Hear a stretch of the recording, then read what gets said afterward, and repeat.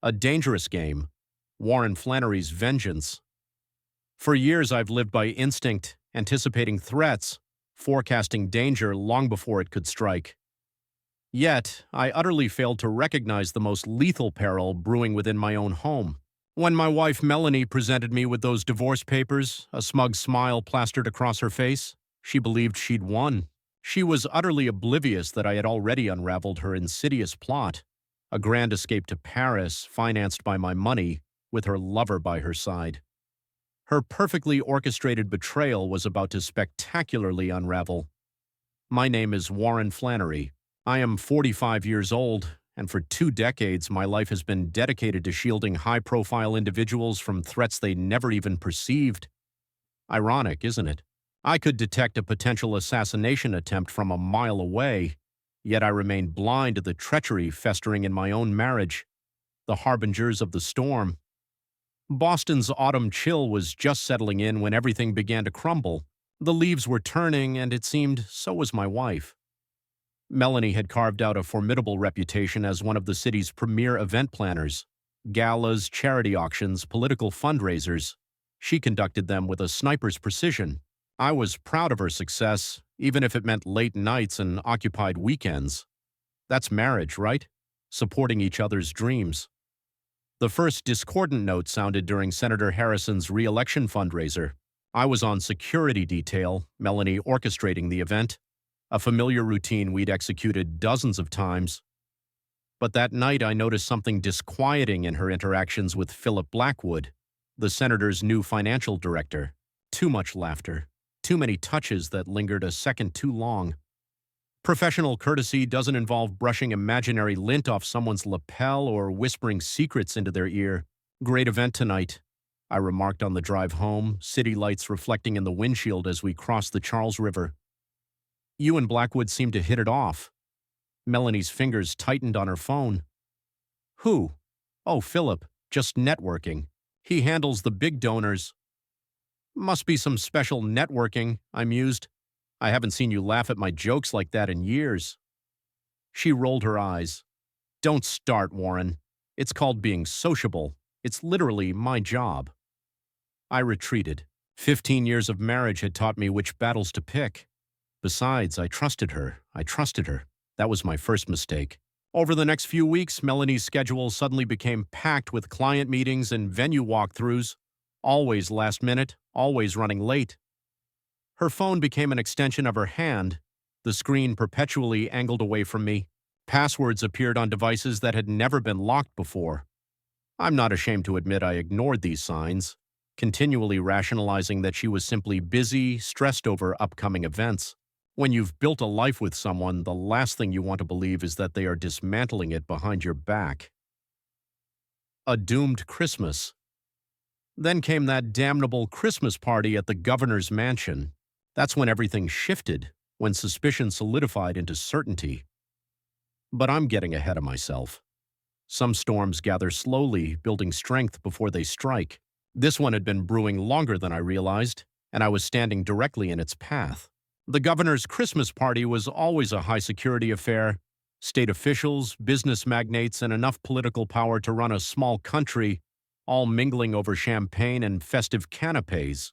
I had handled the event's security for 3 consecutive years, which meant I knew every nook and cranny of the mansion, including the small study on the second floor that was supposed to be off-limits to guests.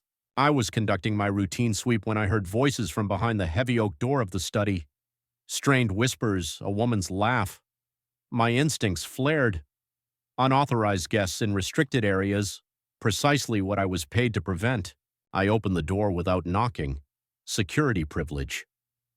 Melanie was perched on the edge of the governor's desk, Philip Blackwood standing between her knees, his hand resting on her thigh, far too high to be accidental. They sprang apart like teenagers caught by a parent, but not before I saw my wife's lipstick smeared across his collar. Warren! Melanie's voice hit a pitch I'd never heard. I was just showing Philip some first editions for a potential literary fundraiser, right? My voice sounded detached, as if it belonged to someone else. A literary fundraiser in a restricted area with the lights dimmed? Philip adjusted his tie, maintaining a bland confidence despite the incriminating evidence on his shirt. Apologies, Flannery, didn't realize this room was off limits. I'm Mark Blackwood, he corrected. I kept my tone professional, though something primal urged me to rearrange his perfect teeth. As head of security, I'll have to report this breach. Warren, don't be ridiculous, Melanie hissed, sliding off the desk. You're overreacting. The cold calculation in her eyes hit harder than any slap.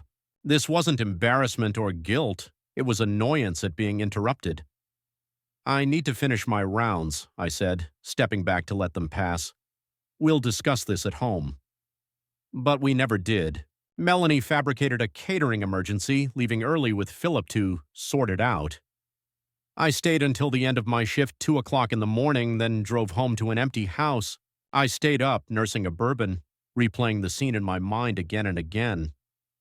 By the time she drifted in at 4 a.m., reeking of someone else's expensive cologne, I had moved past shock to something colder, more focused. Don't start, she said immediately, tossing her purse onto the counter. It wasn't what it looked like. Enlighten me then. I took another sip, watching her over the rim of my glass. Exactly what did it look like for my wife to be letting another man's hands wander up her dress? You're being dramatic. She kicked off her shoes. Philip and I were discussing donation strategy.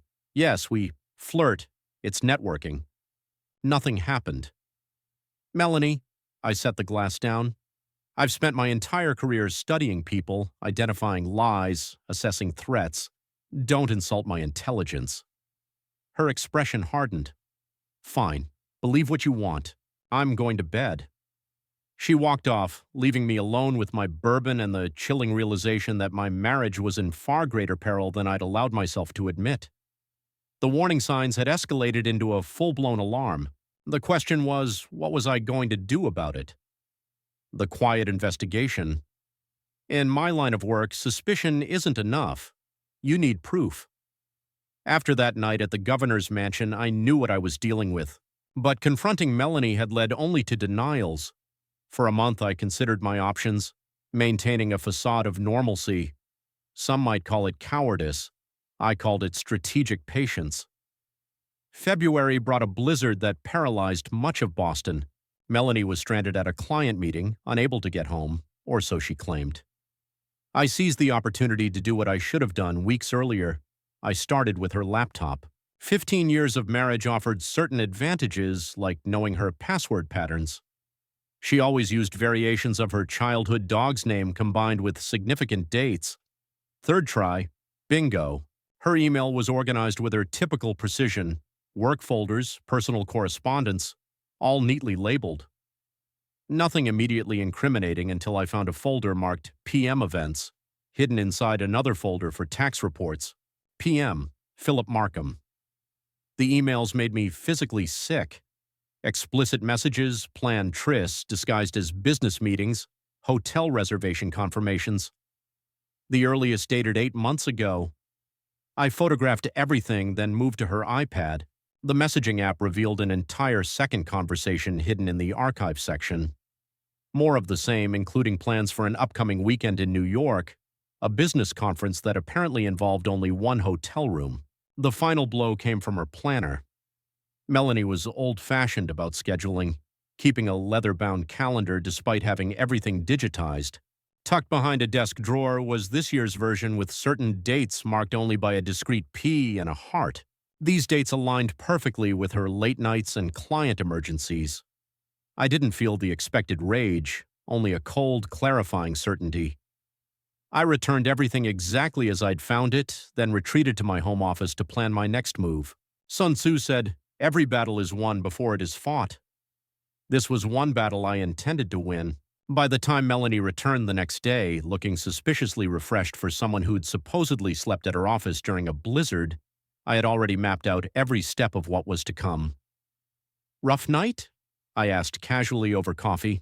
"Awful," she yawned dramatically. "The office couch is torture. We lost power for a few hours, too." I nodded empathetically, noting the lie for my mental dossier.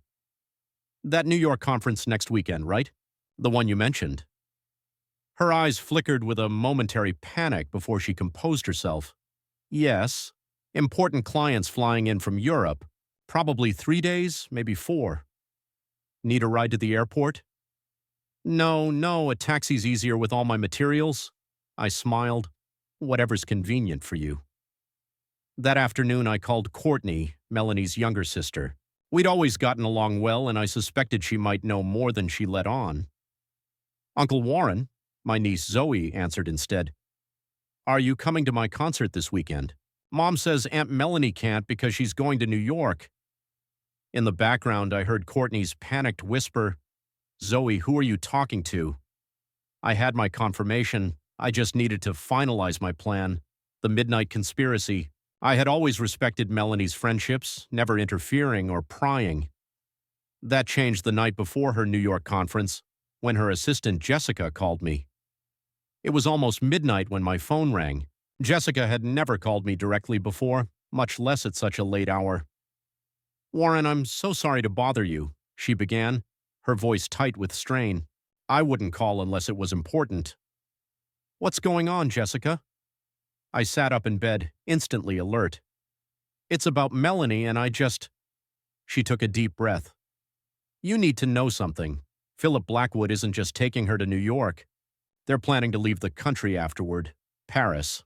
I saw the tickets on his desk, one way. The revelation hit like a physical blow. How sure are you about this? 100%. I heard them discussing selling the business, Warren. I think they plan to move permanently. Why are you telling me this? I needed to gauge her motives. Because it's wrong, Jessica said firmly. My father cheated on my mother. I watched it destroy her. I can't be a part of this. Hanging up, I sat in the darkness, processing the new information. Melanie wasn't just having an affair. She was planning to abandon our entire shared life, possibly absconding with funds from her business in the process. I checked the time, 12:30 a.m. Melanie was at a client dinner and wouldn't be home for another 2 hours. Plenty of time to accelerate my plans. First, I called my lawyer's emergency line, briefly explaining the situation. Then I contacted my bank, initiating the separation of our joint accounts that I had prearranged weeks ago. By 2 a.m., I had secured our important documents, changed passwords on our shared accounts, and moved my personal valuables to a safe deposit box. The emotional detachment surprised me. Instead of heartbreak, I felt the same focused, clarifying intensity that gripped me during high-stakes security operations. Identify the threat, neutralize it, protect the assets.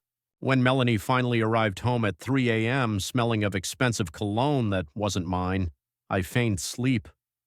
Let her enjoy her last night of deception. Tomorrow would bring a reckoning she was ill-prepared for. My entire career, I'd protected others from external threats. Now it was time to protect myself from the one person I never thought I'd need protection against. Cold calculation. Morning arrived with Boston's usual February chill. I'd been awake for hours, reviewing my strategy, ensuring nothing was left to chance. Melanie emerged from our bedroom at 8 a.m., already dressed in an expensive suit, wheeling a designer luggage bag she'd bought last month. You're up early, she observed, surprise in her voice. I thought you'd sleep in, it being Saturday. Wanted to see you off, I replied, sliding a coffee across the counter to her. Big conference and all. She took the coffee warily, her eyes narrowing at my pleasant tone. Yes. You'll be back Tuesday, maybe Wednesday. The weather in Paris is lovely this time of year, I hear. I kept my tone conversational, watching as the color drained from her face. Her cup froze halfway to her lips. What are you talking about? Your one-way tickets to Paris with Philip, after the New York charade, of course. Her stunned expression confirmed everything Jessica had told me. She recovered quickly, shifting tactics from denial to attack. You spied on me? You went through my things? She hurled the cup, coffee splattering across the counter. That's despicable, Warren, even for you. More despicable than 8 months of infidelity? More despicable than planning to clean out our accounts before abandoning your marriage. I remained perfectly calm, which clearly infuriated her. You don't understand, Philip and I. Don't bother, Melanie. I understand perfectly. I've seen the emails, the hotel receipts, the plans to sell your business. The only thing I don't understand is how easily you threw away 15 years. Her face hardened beyond recognition. The mask was off. Fine. Yes. Philip and I are together. He values me, values my ambition. We're building something real, something exciting. Built on lies and theft, I added. Elegant. She reached for her purse, pulling out an envelope. I was going to mail these before I left town. But since we're being honest, she threw the envelope onto the counter. Divorce papers, already filed. I'm not coming back, Warren. The smugness on her face as she pushed the papers toward me, the absolute certainty that she had blindsided me, almost made me laugh. I picked up the envelope, briefly inspected it, then smiled. Let's see how your lover reacts when he finds out there's nothing left to steal. Her confidence faltered. What do you mean? Our accounts were separated yesterday. Your access to my pension, investments, and savings has been severed. The house is solely in my name. Check the refinancing papers you signed last year without reading. Panic flashed across her face. You can't do that. I already have. Oh, and Philip's wife received an interesting package this morning. Copies of all your correspondence. His personal and business accounts should be frozen by now. Melanie stumbled back, clutching the counter for support. You're bluffing.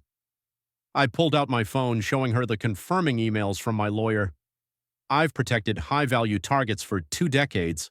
Did you really think I wouldn't protect myself? Melanie's composure shattered. You ruined everything. She grabbed her phone, frantically dialing Philip. No answer. I remained seated, watching the panic mount with each failed attempt to reach her lover.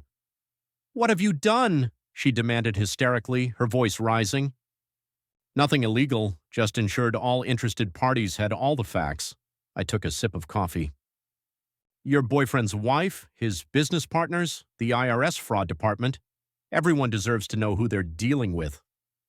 Her phone vibrated with an incoming message. The color drained from her face as she read it. Philip's accounts are frozen. His wife changed the locks. Her voice was hollow. He says it's my fault, that I must have been careless. Philip seems like the type who needs someone to blame, I observed. Not exactly husband material, after all. Melanie's eyes blazed with fury. You had no right. This was my chance at real happiness. Your happiness built on my ruin is not a happiness I am obligated to facilitate. Her phone vibrated again, and as she read the message, her expression shifted from anger to disbelief. He's backing out. Says it's all too complicated now, too messy. She looked up at me, stunned. He's staying with his wife, trying to salvage what he can. I wasn't surprised. Men like Philip lacked the backbone for true consequences. They thrived in the shadows, feeding on deceit and stolen moments. What do I do now? She asked, sinking into a chair. That's no longer my problem. I stood, gathering the divorce papers. My lawyer will contact yours. I suggest you find a hotel until the proceedings are finalized. I can't afford a hotel, she whispered. Everything's tied up in the business, and we just signed a new office lease. For a moment, I almost felt sorry for her. Almost. You should have thought of that before you planned your grand escape. The guest room is yours for 1 week. After that, you're on your own. As I turned to leave, she called out, her voice trembling. I once loved you, you know. I paused at the doorway. The difference between us, Melanie, is I loved you until yesterday. You stopped loving me 8 months ago and kept pretending. That makes you a better actress, but me a better man. Walking away after 15 years of marriage should have been a monumental, world-shattering event. Instead, it felt like finally putting down a heavy burden I'd carried for too long. The woman in my kitchen, weeping over another man, was not the Melanie I had married. Perhaps she never had been. The aftermath. A week after confronting Melanie, I returned home from work to find the guest room empty. Her belongings were gone, no note, no forwarding address. Good. Clean breaks heal faster. I was sipping bourbon on the back patio, watching the sunset paint the Boston skyline, when my cell phone rang. Courtney's name, Melanie's sister, flashed across the screen. We'd always gotten along but hadn't spoken since everything imploded. "Warren," she said when I answered. "Got a minute?" "For my favorite sister-in-law." "Always." "Probably your only sister-in-law now," she replied with surprising lightness. "Look, I want you to hear it from me. Melanie showed up at my place 3 days ago, asking to stay until things blew over. I told her no. The bluntness of her statement caught me off guard. You turned away your sister?" "My sister stopped deserving loyalty when she cooked up a scheme to drain your accounts and run off with that snake, Philip." Courtney's voice hardened. "Mom and Dad agree. They've refused to answer her calls." I hadn't expected this level of support from Melanie's family. That must have been a difficult decision. Easier than you'd think. "Remember Thanksgiving 4 years ago when I caught my ex-husband with his assistant?" She sighed. "Melanie told me then that I should just work things out because marriage requires compromise. Apparently, her advice only applies to other people. Where is she now?" Despite everything, I found myself asking. "A hotel probably, or maybe a work friend's place. The point is, we're not enabling her actions and their consequences." Hanging up, I found myself strangely touched by Courtney's solidarity. In my security work, I'd seen countless influential people surrounded by enablers who justified their worst behavior. Melanie clearly had expected the same protection from her family. The next morning, my lawyer called with news.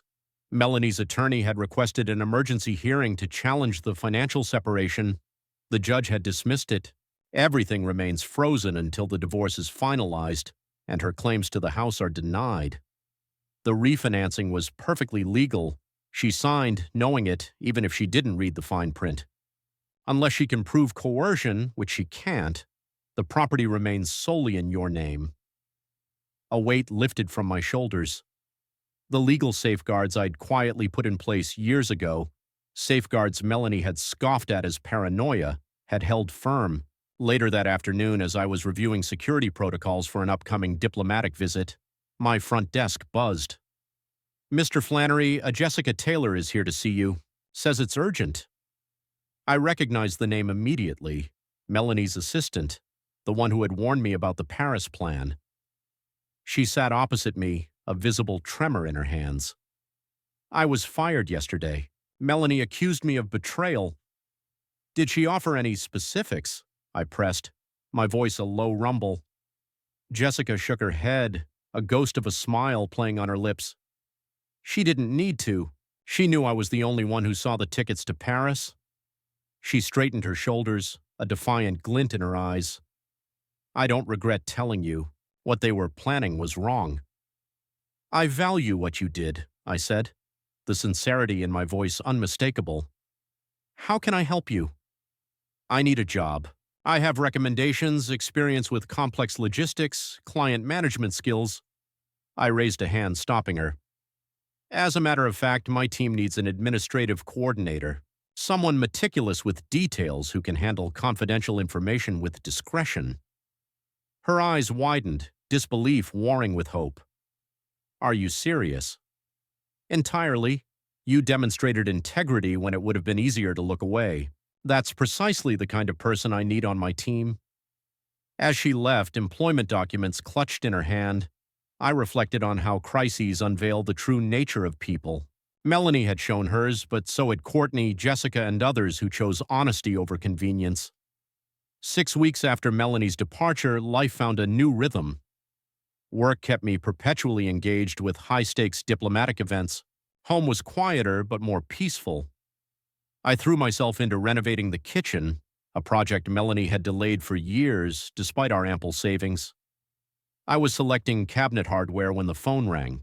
It was Colton, my cousin, a detective in the Financial Crimes Division. "Are you sitting down, Warren?" he asked, no preamble. "Should I be?" "Probably. Remember those rumors about Philippe Blackwood embezzling campaign funds?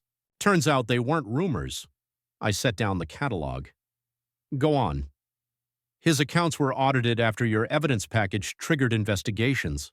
They found a scheme that had been running for years, pilfering from political campaigns, defrauding donors, tax evasion, the works, and Melanie.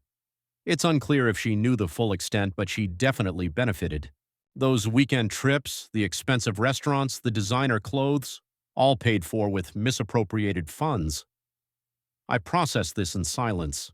Melanie's business had always been successful, but her lifestyle had accelerated dramatically this past year. There's more, Colton continued. Philippe, he tried to flee the country yesterday. Airport police caught him at Logan. During questioning, he claimed Melanie orchestrated everything, that he was manipulated. Classic rat-abandoning ship. Sounds like Philippe, I murmured, a bitter taste in my mouth. Here's where it gets interesting. They searched Melanie's new apartment this morning, found documents indicating she was planning to access offshore accounts Philippe had set up. She was arrested 2 hours ago. The news stole my breath. I had expected consequences for Melanie, but not criminal charges. What now? I finally managed to ask. She's being booked on conspiracy charges, possibly others, depending on what the investigation uncovers. Thought you should hear it from me before it hit the news. Hanging up, I paced through the house, grappling with the implications. The woman I had built a life with now faced potential prison time. I should have felt vindicated, perhaps even satisfied. Instead, I wrestled with a complex mixture of emotions I couldn't name. My doorbell's chime shattered my reverie. Standing on my porch was a woman I'd never seen before, professionally dressed with a somber expression. Mr. Flannery, I'm Agent Allie Chambers with the FBI's Public Corruption Unit. My apologies for the unannounced visit, but we need to ask you some questions about Melanie Flannery and Philippe Blackwood. I invited her in, offering coffee, which she accepted. As we sat in my living room, Agent Chambers explained the expanding political fraud investigation, touching on several campaigns Philippe had worked on. We don't believe you were involved, she clarified, but you may have information that could aid our case. I'll tell you everything I can, I agreed, though Melanie and I haven't been in much contact lately. Agent Chambers nodded, sympathetically. So I hear. Nevertheless, your evidence was crucial in breaking open a fraud case we'd been pursuing for months. For the next 2 hours, I answered her questions, provided additional documentation, and constructed a timeline of Melanie's suspicious activities. Throughout our conversation, I was impressed by Agent Chambers' meticulousness and professionalism. As she left, she handed me her business card. If anything else comes to mind, please call. She paused. I'm sorry about your marriage. No one deserves that kind of betrayal. 6 months after Melanie's arrest, my life had settled into a new equilibrium. The divorce was finalized, the home renovations complete, and my security firm had landed several prestigious international contracts. I was moving forward, one step at a time. I was reviewing protocols for an upcoming diplomatic summit when Allie Chambers called. In the months since our first meeting, we had developed a professional rapport, sometimes meeting for coffee to discuss the progress of cases. Warren, I have news, she said. Melanie agreed to a plea deal this morning. 18 months in a minimum security prison, plus cooperation in the broader investigation against Philippe. I processed this in silence, surprised by the absence of emotion. That's significantly less than what Philippe is facing, I presume. Far less. He's looking at 15 to 20 years. Turns out he was running schemes with multiple political campaigns, using different women as fronts. Melanie was just the latest. This revelation shouldn't have surprised me, but it did somehow. She wasn't special to him, was she? According to the evidence, she was useful. Socially connected, professionally respected, married to someone with high-level security clearance, the perfect cover. Hanging up, I walked through my yard, contemplating this latest chapter of Melanie's betrayal. She had thrown away our marriage for someone who had been using her all along. There was a bitter symmetry to it. My phone vibrated with a message from Courtney. Heard about Melanie's deal. Are you okay? Better than expected, I replied honestly. Having dinner with the girls tonight, but I'm free tomorrow if you want to get together. Our friendship had been an unexpected bright spot in this mess. What began as a familial obligation had blossomed into a genuine connection. We'd had dinner several times, sometimes with her daughters, sometimes just the two of us, discussing life, healing, moving forward. Later that evening, Allie called again. My apologies for bothering you after hours, but I wanted to ask you something off the record. She hesitated. That security conference in Washington next month? Are you still speaking? I plan to. Why? I'll be there representing the Bureau. Maybe we could have dinner afterward, not work-related. The invitation caught me off guard, though not unpleasantly. I'd like that very much, I said, surprising myself. Hanging up, I realized I was smiling. Life had a way of opening unexpected paths just when all roads seemed closed. Exactly 1 year to the day since Melanie had handed me those divorce papers, I stood on the balcony of my hotel room in Washington, D.C., watching the city lights ignite in the twilight. My presentation at the International Security Conference had gone well, even better than expected, garnering interest from several foreign agencies. My phone vibrated with a text from Allie. Dinner still on? Reservations for 8. Wouldn't miss it for anything, I replied. We had seen each other regularly over the past several months, gradually transitioning from professional contacts to something more personal. She understood my work, its demands. More importantly, she approached relationships with a straightforward honesty that was refreshing after years of Melanie's manipulations. Adjusting my tie, I found myself reflecting on the past year. The pain and betrayal had receded, replaced by a gratitude for the clarity they had brought. I had rediscovered parts of myself that had slowly suffocated in the marriage: independence, resolve, the ability to trust my instincts. Courtney had called yesterday with news. Melanie had been transferred to a minimum security facility in Connecticut. She was already positioning herself as a model inmate. She'll probably write a memoir and start a comeback tour as soon as she's released, Courtney had said with surprising humor. I realized it no longer mattered what Melanie did. Her choices had consequences, as did mine.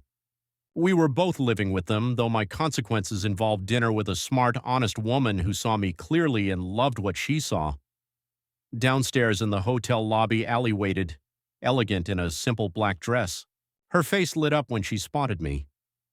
"How does it feel to be the star of the conference?" she asked as we walked towards the restaurant. "Hardly a star," I chuckled, though the Joint Chiefs of Staff representative seemed quite interested in our new threat assessment model. Our conversation flowed easily over dinner, touching on work, family, books, travel, the effortless exchange between two people genuinely interested in one another. "I have something for you," she said as dessert arrived. She handed me a small envelope. Inside was a newspaper clipping announcing Philippe Blackwood's sentencing, 23 years. "Thought you might want the closure," she explained. "I felt closure the moment I changed the locks," I replied, pocketing the clipping, "but I appreciate the gesture." Later, walking back under the Washington monuments, illuminated against the night sky, Allie slipped her hand into mine. It felt right. Not a replacement for what I had lost, but something new, something honest. Life wouldn't always be this straightforward. There would be challenges, complexities, perhaps even heartache. But I had learned the most valuable lesson of all. It was better to face the truth, however painful, than to live comfortably in a lie. Ladies and gentlemen, since you've listened to the end of this story, please subscribe to the channel and write in the comments which state you're watching from. Let's see what percentage of elite viewers make it to the end. And please kindly turn your attention to the screen after this message. There you'll find a full playlist of thrilling stories, a subscribe button for the channel, and our most captivating story. Click, enjoy, and thank you.